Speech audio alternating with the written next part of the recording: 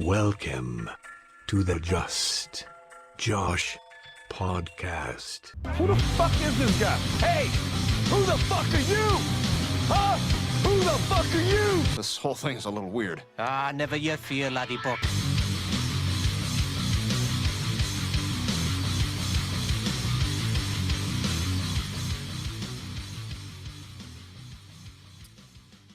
Brianna, how are you doing? I'm good. How you doing? I'm doing well.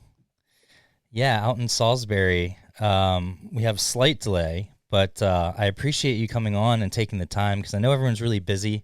It might seem like COVID is the time where we'd have more time on our hands, but obviously with everything going on, it's kind of hectic for everyone. How are you doing? Doing good out here.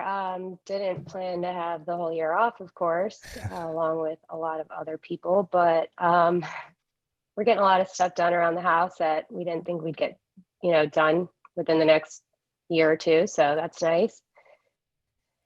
But yeah, we're doing good. Other than that. Awesome. And so you're not from Maryland, but you've been in Maryland for a while now. How do you like Maryland? I love Maryland. I love having the seasons. That's my favorite part about it. Mm-hmm. Having a fall again. We don't get a ton of snow around here, but it definitely beats having 90-degree weather with 1,000,000% humidity down in Florida. Yeah, it is super hot down in Florida. It's funny because I used to want to get out of Maryland. I think because I'm from here, just like everyone else, you kind of want to get away from where you grew up.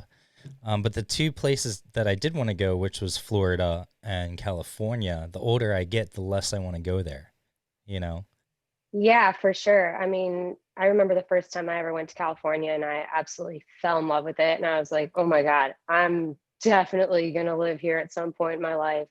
And then I traveled around the rest of the country and saw that California was not it. I didn't want to have any part in it. Like, I think it's a beautiful place, but there's way too much traffic and way too many people. It's not for me.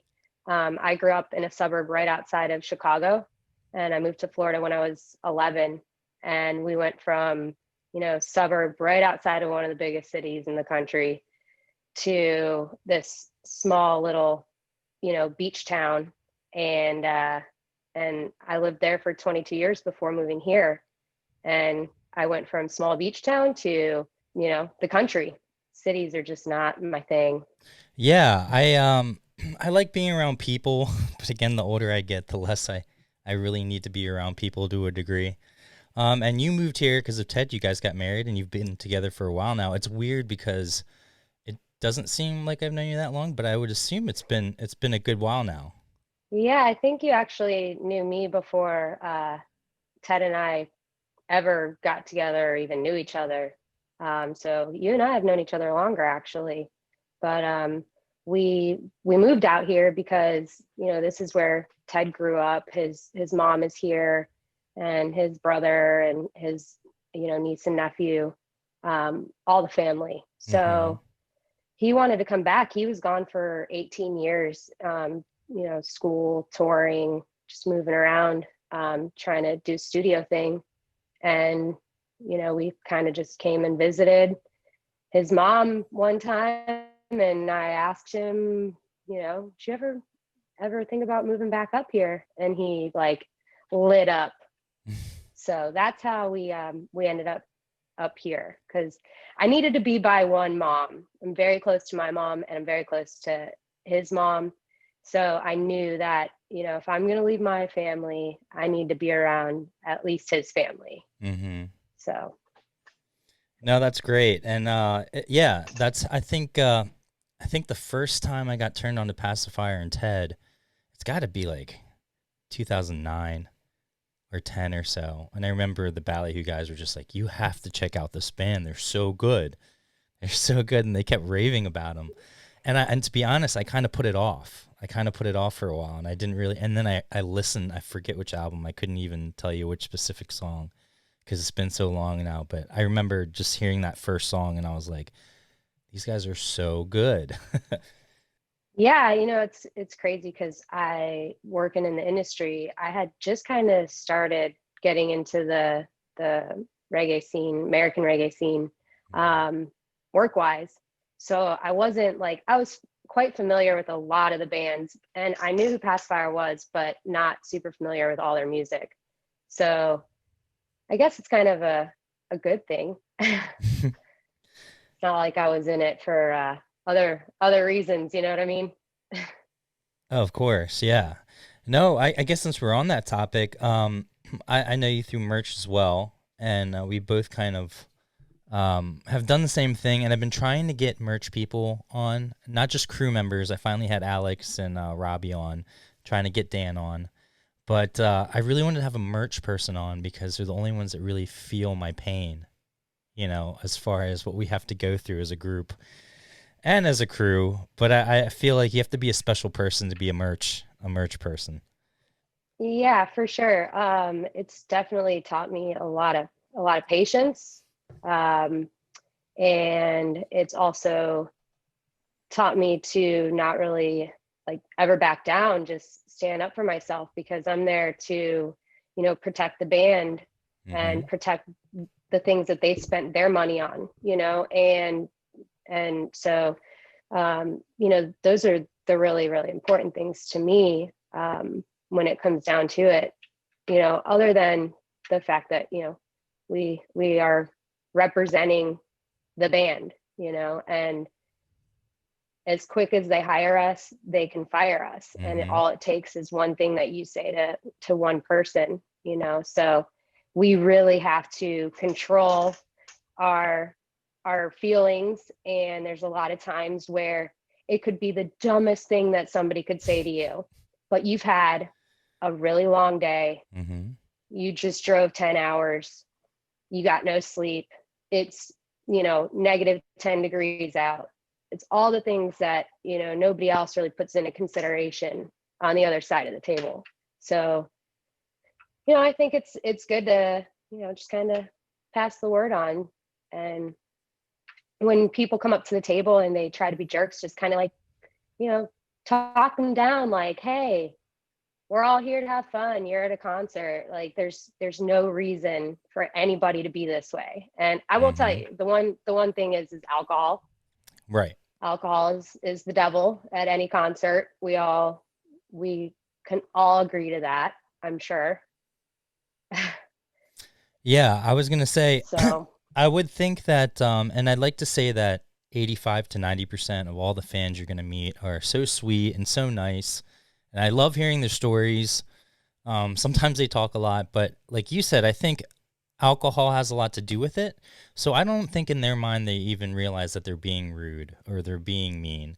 And then obviously you're gonna get a couple jerks here and there. That's just how it is. Um, I've always found like I think you hit on it. Our main job is to make sure we're doing everything right by the band. And I did struggle at first and still do with knowing what's right and wrong as far as the band goes and then not trying to upset a fan because you can still be nice to them and say, I'm sorry, I can't give you that discount. It's just not. And they'll just blow up at you like, oh, I know you can. You just don't want, all the other stuff. And so it is a struggle, but I've always felt that you can't help what other people say, and you can't help what other people do. And usually, if it's negative or extreme, it's more of them kind of projecting themselves. But as long as you're always doing right by the band, and I think that's the most important thing. And I would hope whoever I worked for would understand he's not that type of person. So he could pick apart what was true or not, because that happens. It does happen sometimes where fans will, I don't know why. I guess it's just like any industry or anything. I bartended before I got into merch. So for me, I feel like I was kind of already used to same. that. Yeah, it was kind of like we kind of have a leg up on someone that might not have been in the service industry because we deal with drunk people. We have to make the drinks. We have to It's be really fast good social paced. skills. Mm-hmm. Yeah, and again, I don't want to, we're not talking bad about anyone, but it's just I don't think fans realize how tough it is on the crews and how much they only see the 2 hours, the 3 hours, and they don't realize how much you're counting in, counting out, especially at the bigger shows that you're doing. And then again, you have to deal with money, and you're the first one in, you're the last one out. So, well, all the guys have a couple hours most of the time, if not more, before their set or the show starts.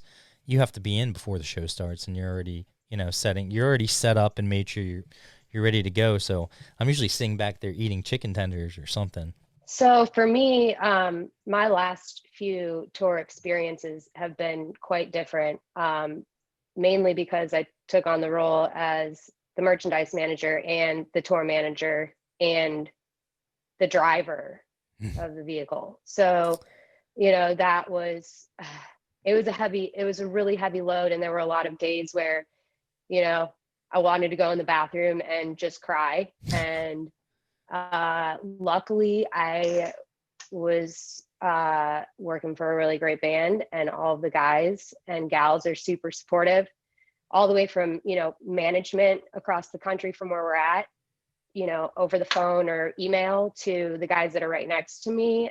I can talk to anybody and they're all going to have my back. So when I'm having a long day, maybe somebody else will take the driving over, maybe somebody else will come and take my merch bins and load them out for me, so I've been really fortunate to work with a lot of great bands, and every band is different. All the members are different. Everybody works in a different way. It's kind of just finding your, kind of putting your the way you do things into their camp, and kind of seeing what they want, and putting your ideas in their head. And if they're willing to work with you, then that's the kind of team I want to be on. And luckily I've had that in the past. But taking on that load and people not understanding it, they don't have to.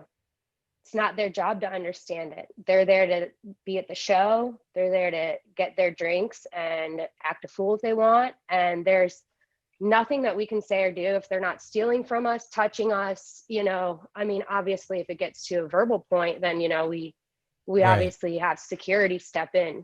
But once again, it's not our place. Our place is to just, put the makeup on and get through the night and make sure everybody's happy and safe. And, because a lot of times you're the last face that they're going to see walking out the venue. And I want my face to be, remembered as a really happy, positive experience for somebody. That's really what's important to me. And when bad things happen at shows, keep my mouth shut. And then end of the night, I hang out with my people, my camp, and then we can laugh about it, and I guess that's the way I deal with it. And everybody's different, but for me, that's been my go-to. Otherwise, I don't think I could do this job.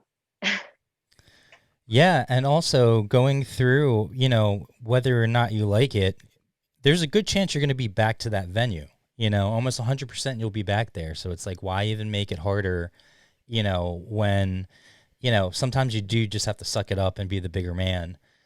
And I have run into it. Most venues are pretty good, but then sometimes you can see them going through the motions, and it's like, hey, we're all here to do a job. And I know it sucks, but let's just work together and get through the night, and I'll see you next time we come around, When it comes to venue staff, for sure, it I don't know.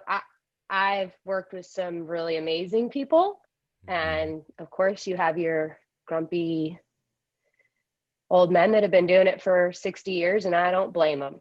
Right. Because I'm sure that they've dealt with a bunch of assholes, if we're being real, And so I go in with a smile on my face, and, I talk to them like a human being, like we're on the same level. Just because I'm on a tour and you're, working in a venue, to me, we're on the same level. We're all doing the same thing, like you said. I think something that people don't realize as far as merch goes, how important it is to a band's income too. I mean, that's how they tour, is paying the crew out. And again, not everyone's a business person, so I understand that they just see the 2 or 3 hours. But I think I get frustrated with when people ask me for a discount. One is because I don't think they realize how expensive merch is too. I know we all think, they're making 100% profit, but that's not always the case. And especially when I started getting into it and seeing the numbers personally, I was like, wow, they make a lot less than I thought, and I was still giving them credit, you know? But it's such an important thing to a band nowadays, and it really is, especially these times. I think most bands are surviving off of having to go through new merch pretty consistently right now, because that's pretty much the only way to, you know, get through this. Yeah, I mean, what most people don't understand is, especially right now, you know, bands are trying to get rid of their stock that they had just, you know, taken out a $40,000, you know, loan on, more or less, It's you crazy. know, to pay back the merch company. And they're stuck with this now. And now the merch company is stuck with it, you know? So again, everybody's in it together, like, and it's super important. I mean, I think about like the bands that are getting, you know, $250 or $200 guarantees, you know, a show, but they're hustling their merch and making, you know, 2-3 grand a night. I mean, Hmm. that's what feeds everyone. That's what, you know, puts gas in the vehicle, the bus, the van, whatever it is, the spare tire you might need to get, you know, anything can happen. And merch is, you know, the one thing I've seen kind of save the day on a lot of things. And I'm not just saying it because I sell it. I'm saying it because I've tour managed and I've used merch money to pay my crew. Do you have any crazy stories from merch? I've always wanted to start a YouTube channel where it wouldn't be a hidden camera, but I would definitely have a camera on the merch table so they could hear some of the ridiculous things I get asked or some of the conversations I have. I swear it would blow up. Yeah, I agree with you, but I wouldn't want to call anybody out. I wouldn't want anybody to feel bad, you know? And okay, here's my thought. Like there's that 7-year-old kid or that 60-year-old person, and it might be their first show ever in their life, you Hmm. know? And they don't know how merch works. They don't know. So like for me, it's like, yeah, they might ask all of the dumb questions, but Right.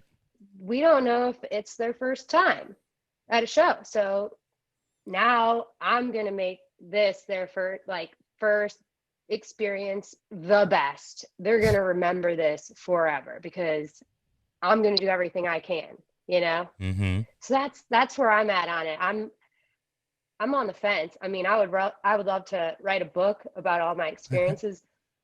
Maybe when I am retired and not looking to be hired anymore, Right. but you know, I feel bad that I said that because got the feel way for everyone. the way you framed that, I was like, "Oh man."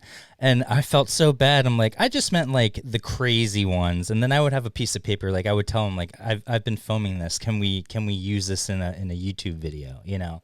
I would ask them first. I would get all the Oh, proper legalities. But then you were like, "Oh, this little kid, it's his first show." And I'm like, for sure. "Oh."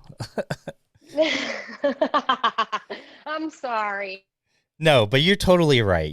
But that's why you're such a great merch person because That no, you always come. do the right thing. Well, you know, I try my best, and some people have really almost made me be like, you know what? Fuck this. I quit. I'm going home. This is not worth it.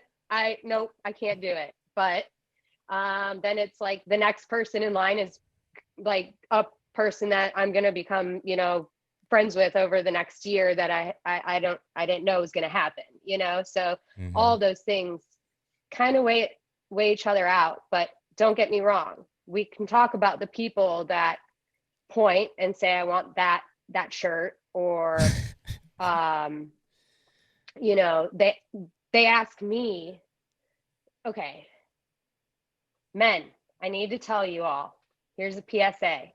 If you walk up to the merch table with your lady, don't turn around and ask me to check your tag for you because your lady can do it. And I'm not going to touch you because Ugh. she's probably going to punch me in the face if I do so. Also, how are you 35 years old and you don't know what size t-shirt you wear? I mean, at this point, pretty much every band tee that you buy, especially in the reggae scene, I mean, let's be real, they're all coming from pretty much the same place I was gonna say, yeah. at this point. So it's going to be the same fabric, the same fit, the same whatever. Come on. It's so funny You're because going not only from Just merch person to merch person do we run into a lot of the same things, but then also being male and female definitely has its differences, because I never had to deal with that because I don't have guys coming up asking me their I do, but I don't know. I'm not a touchy person either. I hate it. And especially now, I don't even want to touch anyone. But I feel like on some respects, like guys will be ruder to me because I'm a dude, but I'll notice they'll be less rude to a female depending. But then I also see the opposite where they're even ruder because they have that tough guy mentality. And so they talk down to women, which I hate.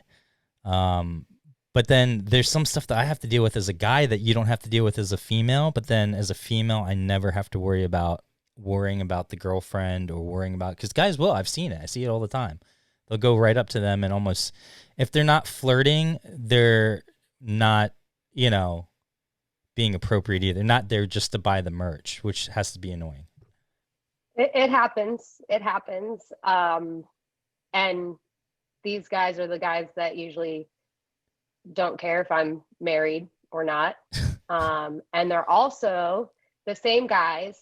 The one thing that really bothers me the most about being a female behind the merch table is the most common question that I actually get, which is really, really sad, is who am I sleeping with in the band that got me to where I'm at? Or who's my boyfriend? Yeah.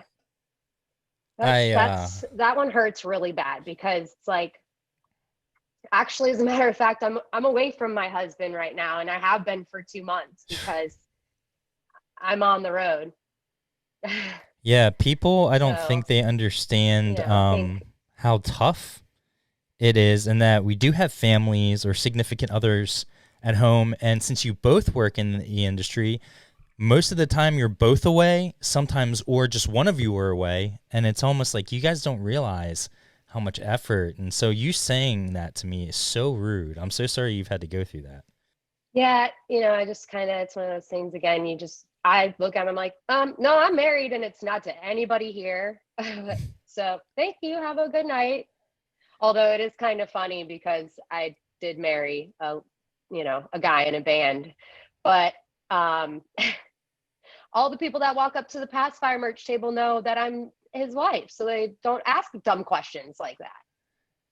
They really have some of the best fans. Me. It's a whole different level. The best fans. And, that goes for the hooligans and, the uglies as well. Those are some really solid fan bases too. And I've noticed that there's a lot of, the same people. And I love every one of them. They're all so sweet. They put together, a whole thing for us when we got married, and they, bought stuff off our registry for us to help, furnish the studio, and, just did a lot of really nice things and still continue to do that. Like they will send us random gifts. They set up, our Venmo information on the, Army page and, donate. And, they don't have to do that. You guys don't have to do that, but, Speaking of getting married, here's some pictures from you guys. We were on tour when you guys got married, and that night Alex flew out to come see you guys, and I flew out to it was like the second day of tour. We probably looked like the worst crew ever. Like the second day of tour, 2 of the crew members are flying out. And so I flew to New York and saw Incubus for their 20-year Make Yourself, and I was so lucky to do that, and the guys were so nice to let me take off and go do that. And then I came back the next day, and we picked right back up. But this is out at Pacifarm. This is such a great setup, and I didn't realize you had it to the left of you guys. Is that all the same, your property too, all the way around? Yeah, so we have Yeah, we have 8 acres. So it's where our Crazy. house is, the where the pool is, and then all the way where the tent is, and then it goes even further back, which is more of like a treed area, Mm-hmm. more of a wooded area. So, and then we have our garden out there now in the big field. But These look good. Those are from yours? Wow. yeah, that was fun. Yeah, courtesy of oh yeah, those are, and I just pulled a shit ton more today. We have peppers like crazy. I actually made first salsa yesterday, and it was so spicy I can't eat it. So it's Ted's now because he likes super spicy stuff. So Ted's gonna have Oh, like there's a Bob. month of salsa. Yeah, and it's like maybe this much, and it'll probably take him a good month to eat it at least. And yeah, here's I'd Bob. say it's more of a hot sauce than a salsa at this point. Yeah, there's Bobo. I love him. And the pacifier guys. What a great picture. Yeah, Sugar Shack did our wedding videos and our pictures, They're the best. and they crushed it per usual. We are so grateful for them. I love them all so much, and it was really fun. And actually, the next day, a couple of the guys stayed and helped us clean up everything. That's how amazing they are. I see him out all the time, and at shows, especially when we're on tour, and they'll come out to different events and a lot of the festivals and stuff, and they just do a pro job, A+ quality, for sure. Yeah, and they're so down to earth, so they're just really fun to work with. And I've known them for a couple years now, so I'm super shy in front of the camera. I'm not a good public speaker, and they make me feel so comfortable. So Hmm. I hung with Eddie all day. He got stuck with the bride, and we had a great time. That's so funny. That's awesome. Yeah, I heard it. Alex told me it was a fun time. A lot of stuff went down. A lot of stuff happened. Um, so while we're Alex saved the day on so many things. Sorry. did he? Yes, he did, along with Dan, Brianna's, and Kyle Turk. They literally tour managed the shit out of our wedding. That's awesome. Here's a crew pic of you guys, a couple of you, and then we have the two Yeah. Zachs and everyone else. Um, I think everyone knows it's really hard for bands, but going deeper into the behind the scene things, how tough it is on crews. I mean, that's zero. At least bands can, if they're big enough, they can kind of barely even get by. I don't even want to say that off their merch, but crews are zero income. I mean, if you're lucky enough to have a side job, which most of us do when we get home, but some of us don't. It's really not, bartending's not the same. I don't want to just risk getting it for no reason. I'm going to put this up. I'm also going to put it up into the notes, and then I'll have yours up during the video. Please, if you're out there and you're watching this and you enjoyed the podcast or you thought it sucked, at least think about donating to the crews and getting getting some money in their pockets. So we have the two Kyles, we have Dan and Zach, or I'm sorry, the two Zachs. I always say Kyle. The two Zachs and Kyle, Dan, Brian, Rogers, Aaron. Are those part of some hip abduction people as well, or is this the pacifier crew? Yeah, so this is 3 of the pacifier crew and 3 of the hip abduction crew, all of which I love so much. And I know that, Brian Rogers, he is amazing, and he's been working in the industry for 20 plus years, and he hasn't been able to get any financial help. So it just breaks my heart because he's put his heart and soul into that, and so Yeah. donate if you can. And a lot of the lifers, they've gone their whole life. Like you said, he's been working for 25 plus years, 20 plus years, and all those years are no insurance, a lot of other stuff comes straight out of pocket. And it is really tough because I don't think people realize also He has 3 daughters tour. as well. So, Oh, and he still makes it. people have families, daughters. It's just so hard. So please, if you have anything, even a couple bucks helps. Hopefully the 100 monthly listeners I have will donate a little bit. So, But yes, it's so important. So, have you seen or gotten involved with any? I know they have like the Save Our Stages and the Music Cares and stuff, but it seems like those are really non-existent. So I have tried, and you're right about a lot of these foundations or relief, uh, whatever relief funds that are set up are specifically catered to just band members. Mm-hmm. Like I went to go fill out the what was it, the music cares, not music cares, I don't know. I went to go fill one of them out, and Right. it was I got to a certain part in the application, and it was like, what band do you play and what instrument do you play? And I was like, well, there's no option for crew at all. And so that's where my application ended. But I did get some money from Crew Nation, which I'm super grateful for. Awesome. And actually, it was one of the easiest processes I've ever had to go through trying to get any kind of government help. And it's probably because it wasn't government help. Mm-hmm.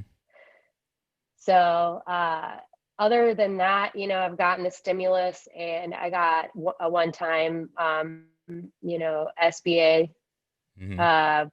check, and that's it. That's absolutely it. I still haven't been able to get anything from unemployment, and I actually had to file in Florida because that's where I'm still legally living, which is good, because Maryland, I'm not sure if you were able to apply, but for us, like it said, if you've traveled, or worked anywhere outside of Maryland in the last 18 months, then you're not eligible. So, and that happened for Ted and I. So Ted hasn't been able to apply for unemployment either.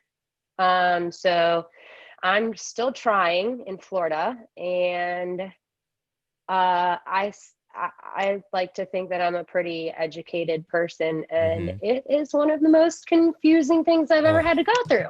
Right. So I was lucky enough to ballyhoo. So here's what sucks. Because of my other jobs or my 9-to-5s that I had in between of ballyhoo, I was able to get unemployment when it first started. But the problem was a lot of my stuff, whether it be bartending or whatever, doesn't show up. So they're thinking I'm making a lot less than I actually made. So even with unemployment, I was only making like $146 a week, from unemployment, which, I can't live off that. I'm lucky that I did get the CARES Act unemployment because of ballyhoo. And the reason it went through so easily for me is they're based in Maryland. So if they weren't based in Maryland, I would have the same problem that you had, and I would be even worse off. Yeah. So I was able to collect the 600, which I'm super, super grateful for, because people are like, why don't you just go get another job? You have degrees and stuff. I'm like, but I shouldn't have to. I love music. I love touring. That's what I want to do for the short-term foreseeable future. So based on that's my occupation at the moment, I shouldn't have to go get a job or put myself at risk. I was also very lucky that, and I would say this to bands out there as well as a good advice, that even if you're not a huge band, or maybe you went into debt over the last year, incorporate yourselves, or however you want to set that up. Do that, because with me and EUM, even though I lost $7,000 last year, because I filed my taxes correctly and I LLC'd and I did everything correctly, I have proof that over the last 4 years I've been a legitimate business. And yeah, it cost thousands of dollars to do, but when all this happened, I was lucky enough to get an actual loan for the company as well. That being said, even though I was lucky to get my unemployment and the other ones, because I've paid taxes 35 years of my life, so I've voted every year, that I should, so I should be able to get it. At the same time, it's not enough, and there's so many people that aren't as lucky as I was, that are, If you're out there listening to this, imagine going a whole year without a paycheck. I mean, that's what Brianna and a lot of other people are going through right now. And as hard as it is for the bands, it's even harder for the crew. So if you're out there and you can spare a little bit, please do. I've had these Venmos up for a little bit now, but yeah. So I was lucky to be able to get that stuff. But what I was gonna say is that if you're a band out there and you're a serious band, now if you're just messing around or whatever, I wouldn't say. But if you're a touring band that like pays a crew or pays whatever, make sure that you're doing that stuff so that when this happens, because you can then maybe even help out your crew to a degree. Now, us, since I'm independent contractors, I know it doesn't always work like that. But if you do it a certain way, I'm pretty sure I saw that if you're a business and you're paying the crew and you entitle them as a crew, then you would have been able to get some of that, the payroll. You would have been eligible for the payroll thing. But I can't stress enough how tough it is out there. And that's why I wanted to have you on here as well, so we can get some awareness with the crews. I just had Robbie in. I had Alex in. Hopefully we'll get Dan in. During COVID, have you actually let's talk about something later, because I feel like what stinks is that because of the times we live in, a lot of these most recent podcasts, and I call season 2 the COVID sessions, because everything that I've done for season 2 has been either over Zoom or socially distanced in studio during COVID. But because of the climate and because of what we're all going through in the industry, it seems like a lot of these have been like super kind of sad, and it's not what I want. But I saw this interesting story the other day where there was a pilot and the crew and then the passengers were flying, and they look out the window and there's a guy in a jetpack. And mind you, this is like 30,000, like 3,000 feet in the air, something crazy, not like, low to the ground.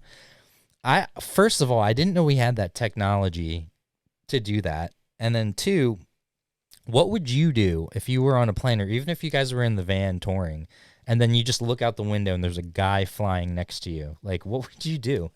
I don't know. I'd probably laugh really hard and be like, what the fuck? Am I seeing this right? What is happening? Yeah. Do you think the people on the plane were all like, in the crew, like, are we seeing, like, I would have turned to the guy next to me, like, are you tripping too? Did we drink something? Like, I would have no idea what's going on. I mean, yeah, I would probably react that way as well. But also I'd be like, is this safe? Like, is he gonna try and do something to us? Like, should we be worried about anything? Yeah, his safety too, because I mean, again, it wasn't like they were on the ground or anything, or like low to the ground. They were like up in the air above the clouds. So that's the mystery there, because I mean, how is someone up that high? Elon I know Musk. you said California, right? I'm not sure where the story took Where was it? It was place. in California, right? Did you see that? Did you look it up? I don't know. I'm just I saw somebody post something about it on Facebook, but it didn't interest me enough to click on the link, to be honest with you. Here it is. Cool. CBS. They're pretty Kind of kept reliable. scrolling. Well, this isn't him. This can't be him. Yeah, but they're saying pilots 3,000 feet in the air. Like, that guy, I don't think that's it. I mean, that's still, you wouldn't need oxygen at 3,000 feet. So you'd be okay. Oh, that's true. I keep thinking 3,000 feet's like up in space, and it's really not that high. It's awesome. I don't know.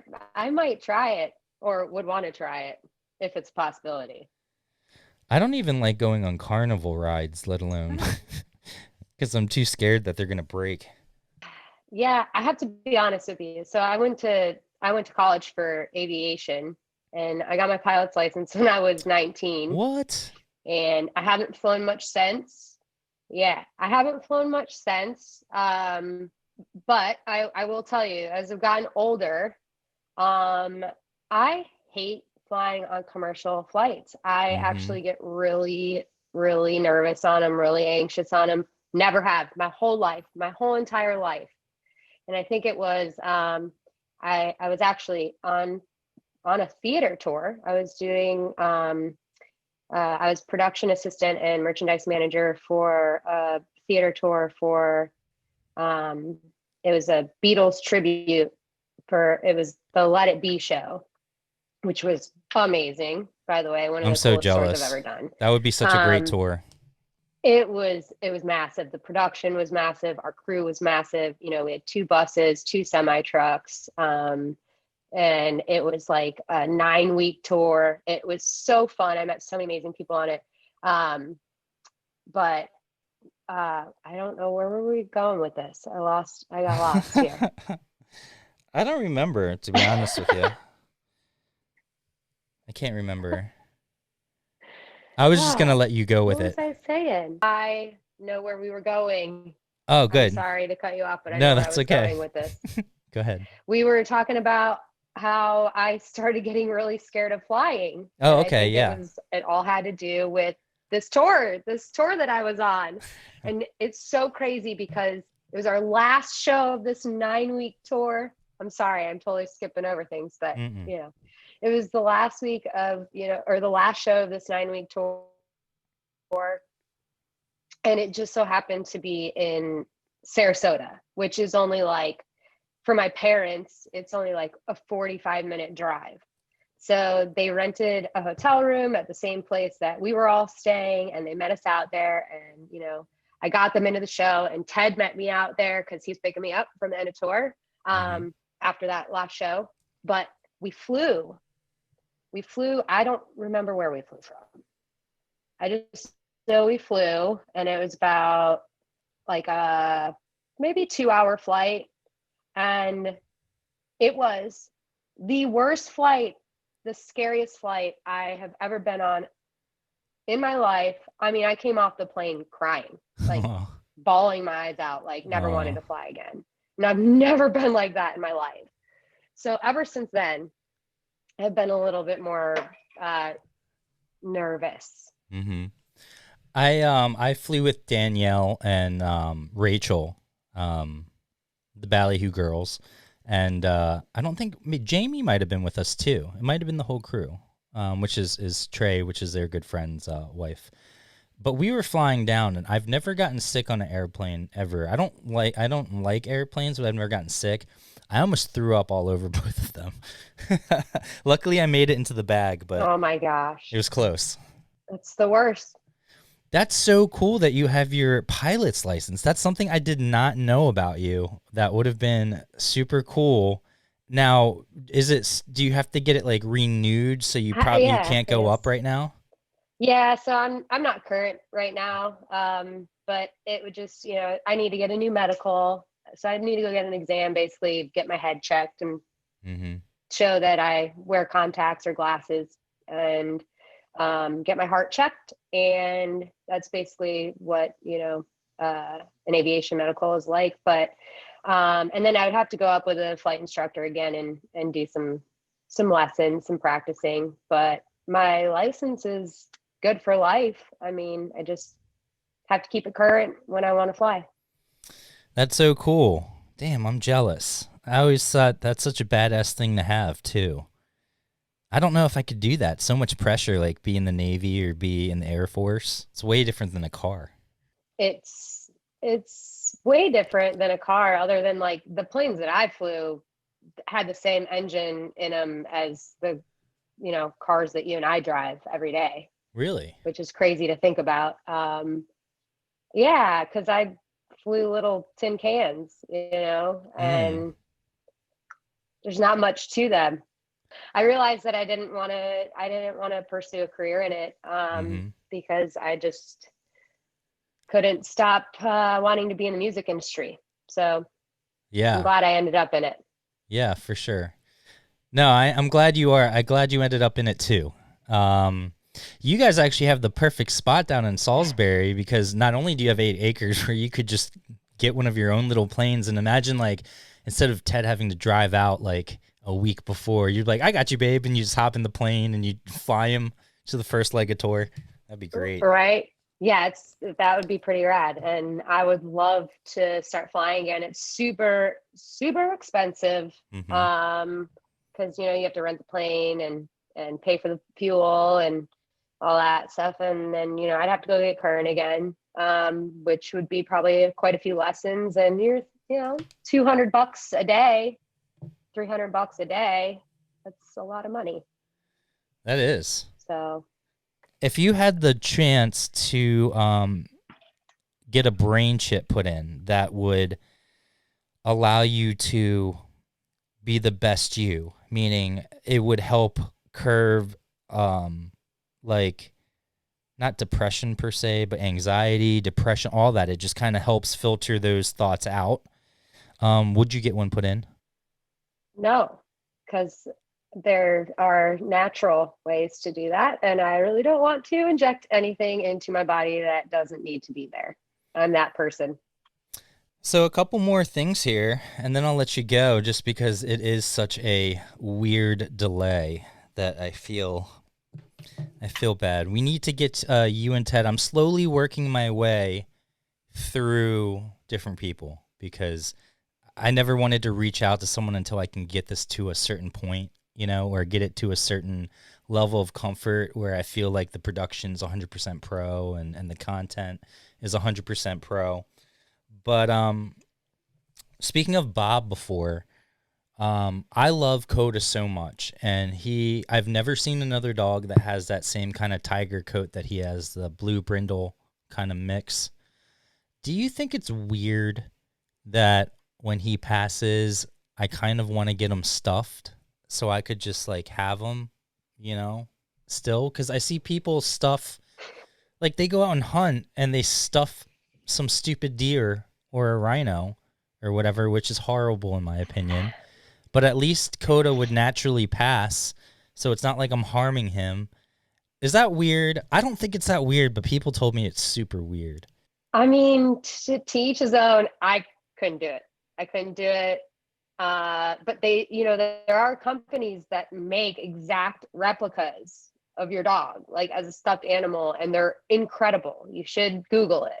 It's really cool. So maybe that's another option. And then I don't know what you plan on, doing. How old is Coda? He's 6. He's 6 now. Oh, he's young. Yeah, that's what I thought. But my mom the other day is like, "Oh, he's getting old. He's gonna die soon." I was like, "Mom, why would you say that? That's the worst thing you could say to me." Yeah, Bob is 9.5, and he'll be 10 in April.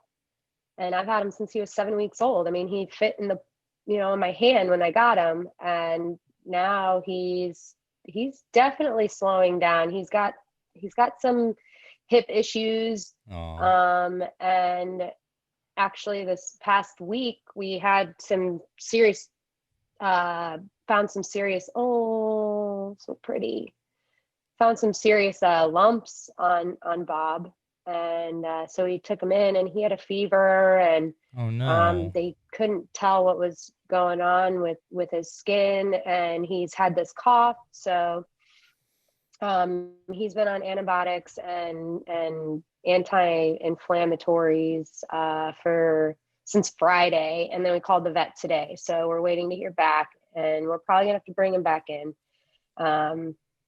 We don't know what's going on with him, so hopefully he'll be just fine. I'm sure he will. I'm sure he just like got into something and we can't pinpoint it, or I don't know.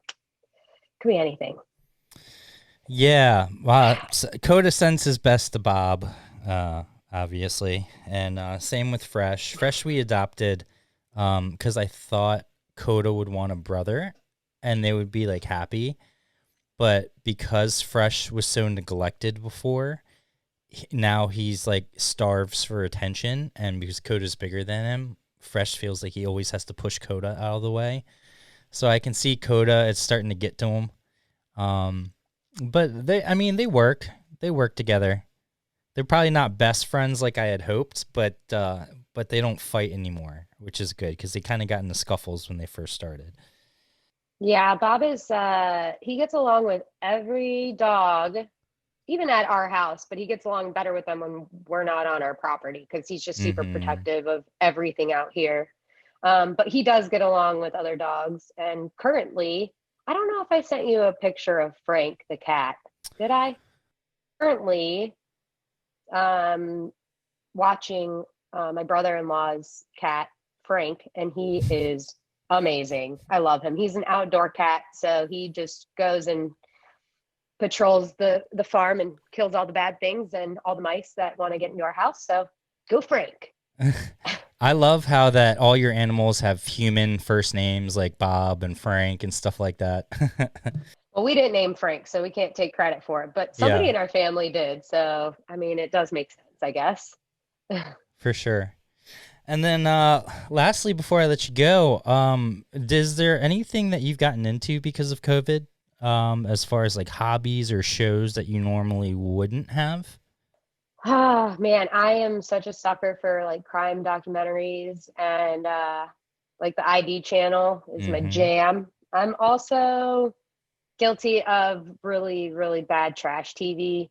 So don't judge me on that. Because I know y'all are too. I'm not the only one, okay? Yeah. But I just finished Ozark. Love that show. People think it was amazing, but it took me a long time to want to watch it. Like I really had no interest in watching it. And I finally really got into it. And then last night just finished the last episode of Yellowstone. Have you seen that? No, but it's been on my list. I keep seeing it pop up and I don't watch it. Oh my gosh, you've got to watch it. It's one of the best series I've ever seen. And Kevin Costner just kills it. I've also been like just doing some like little crafty stuff. I've been doing some like macrame. I don't know if anybody knows what that is, but it's like those wall hangings and you can make a bunch of cool stuff with it. So been kind of getting into that a little bit to kind of, make the days go by a little quicker. Thank you. Honestly, normally I would keep talking with you because it's easier to communicate. But just because of the delay, we'll get a good hour out of this and be able to throw something up and hopefully get some money in all the crew's pockets. I guess while I still have you, hopefully I'll get Ted on soon. But also, if you guys are interested, I'm sure he wouldn't mind us saying this just because there's so much time. If you're looking for a great producer, someone you want to get, more than your money's worth, hit up the Passive Farm. And come down there. They have plenty of room and stuff. And again, the rates, what you're getting as far as the product will outweigh any amount of money that you're paying. So definitely support Passive Farm, the Pacifier guys, and then also Bree and all of the crew members. Thank you so much for having me. And I look forward to maybe doing this again with no delay. Yeah, you guys aren't that far from me. So honestly, if like Ted ever has a show up here and you guys want to come in to studio and hang out for a little bit, socially distance, it's really nice how we have the setup here. So you can just come straight into the couch and not have to worry about anything. But either that or if there's something going on down there, this is very portable and you guys are down to do a quick episode in person, I'm always down. But I think the main thing was trying to get you on here, talk a little bit of merch. Hopefully I'll get some of the guys like Tristan and Pat on here. But you know how guys are. It takes forever to get an answer from them. If you need any more merch chicks, just hit me up. I will. I'd love to chat with you. Yes. Take care. Be safe. Give my best to Ted. And hopefully we'll be back out there soon, sooner than later. Yes, for sure. Thank you so much for having me, Josh.